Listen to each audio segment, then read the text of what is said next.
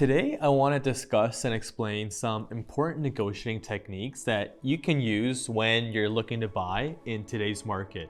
And I want to share three things. The first one is leverage and how to create leverage as a buyer. It's important to keep in mind that there are certain tools that are always in play regardless of the market conditions.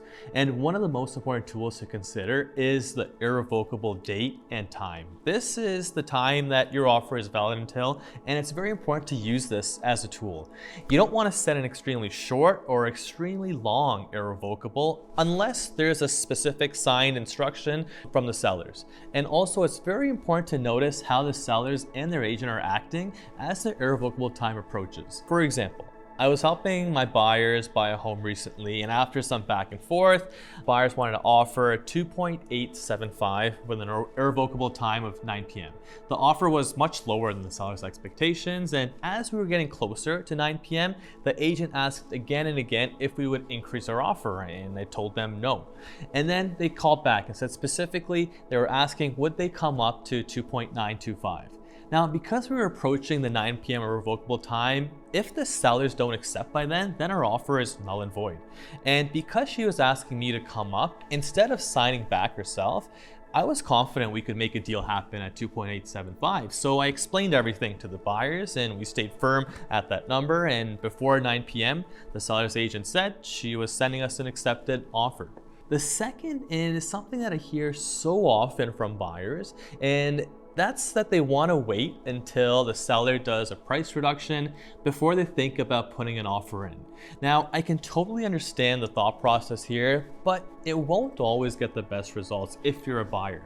The reason for this is twofold. One, you have to think about emotions. And when a seller's on the market for 2, 3, 4 months, they're a bit frustrated, naturally. Likely by that time, they're not getting consistent showings and emotions are low. However, when a price change happens, it resets the emotions and now the sellers are riding high again. And they'll start to get an increase in showings, they'll start to get more activity. So their willingness to negotiate isn't that high.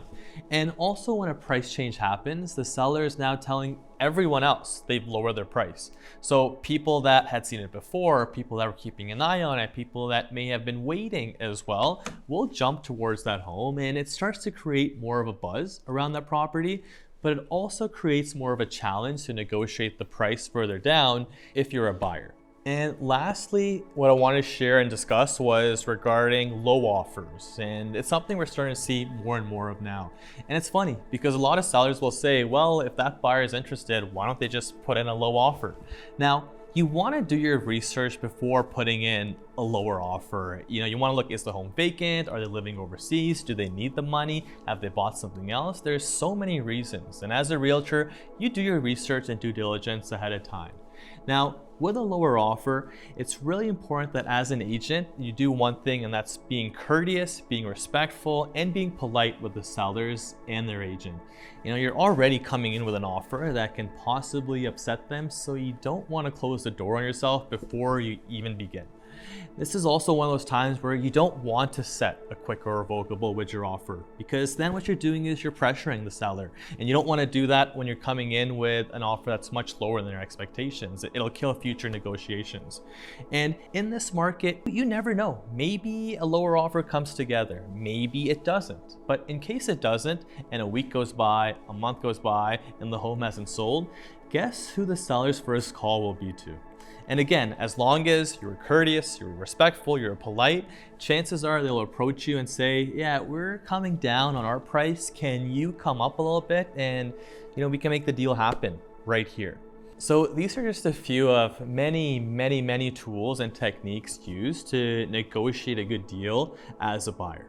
There are many others, like analyzing the response, how quick or how slow the sellers are responding, how much they sign back at, how little they sign back at. There's so many things you want to study and you see as the negotiation goes back and forth. So if you'd like to hear more, feel free to reach out to me at any time. Until then, hope you have a great rest of your day. Take care and goodbye.